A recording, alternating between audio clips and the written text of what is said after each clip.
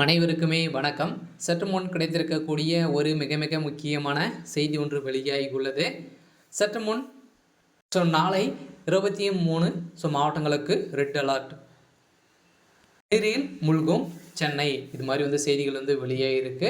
இப்போ பார்த்தீங்கன்னா சென்னை வானிலை ஆய்வு மையம் பார்த்தீங்கன்னா வெளியிட்ட ஒரு அறிக்கையில் பார்த்தீங்கன்னா இப்போ சென்னை பார்த்தீங்கன்னா நாளை நீரில் முழுகக்கூடிய அளவிற்கு மிக கனமழை பெய்யும் அப்படின்ற மாதிரி பார்த்தீங்கன்னா சென்னை ஆய்வு மையம் வெளியிட்டு இருக்காங்க. ஸோ இதன் அடிப்படையில் சென்னைக்கு ஒரு முக்கிய அறிவிப்பு கொடுத்துருக்காங்க. ஸோ அதெல்லாம் பார்த்தீங்கன்னா சென்னை ஓர மக்கள் அனைவருமே பாதுகாப்பான இடத்திற்கு செல்லுமாறு அரசு தரப்பில் பார்த்தீங்கன்னா அறிவிப்பு கொடுத்துருக்காங்க. ஸோ அதனால் நாளை பார்த்தீங்கன்னா நாளை 1 இல்லையா? ஸோ நாளைக்கு 1/12/2024 நாளை 23 மாவட்டங்களுக்கு ரெட் அலர்ட் கொடுக்கப்பட்ட சம்பவம் தான் பெரும் அதிர்ச்சியை ஏற்படுத்தியிருக்கு இல்லையா?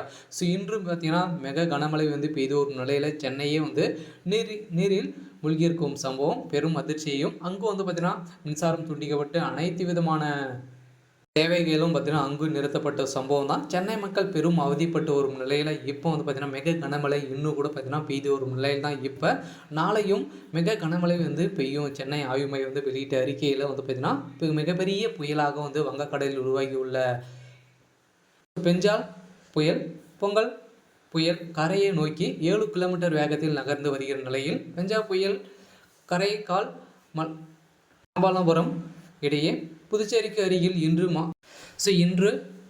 மாலை கரையை கடக்க வாய்ப்புள்ளதாக தெரிவித்திருந்த நிலையில் இதன் காரணமாக கடலூரில் கடல் சீற்றத்துடன் காணப்பட்டு வரும் நிலையில் பார்த்தீங்கன்னா மாமல்லபுரத்தில் கடல் சீற்றம் அதிகமாக உள்ளதால் மாமல்லபுரத்தில் பலத்த காற்று வீசுவதால் கடலோர பகுதிகளில் இருக்கக்கூடிய வீடுகள் அனைத்தையும் பார்த்தீங்கன்னா சரிந்து விழுந்த சம்பவம் தான் அங்கு பெரும் அதிர்ச்சியை பரபரப்பை ஏற்படுத்தி வரும் நிலையில் பார்த்தீங்கன்னா நாளையும் மிக கனமழை பெய்யும் என்ற மாதிரி சென்னை புறநகர பகுதிகள் பார்த்தீங்கன்னா இது வரைக்குமே ஒரு 23 மாவட்டங்களுக்கு அறிவிப்பு வெளியாகி இருக்குது. என்னென்ன மாவட்டங்களுக்கு வெளியாகி இருக்குது அப்படின்னு பார்த்தீங்கன்னா சென்னை, திருவண்ணாமலை, காஞ்சிபுரம், மதுரை, கோவை, திருச்சி, தஞ்சாவூர், தருமபுரி இது போன்ற பார்த்திங்கன்னா அனைத்து மாவட்டங்களுக்கும் மழை பார்த்திங்கன்னா கனமழை பெய்யும் அப்படின்ற மாதிரி சென்னை ஆய்வு மையம் வெளியிட்ட அறிக்கையில் அதிரடியாக சென்னை மக்களுக்கு தான் ஒரு முக்கிய அறிவிப்பு கொடுத்துருக்காங்க.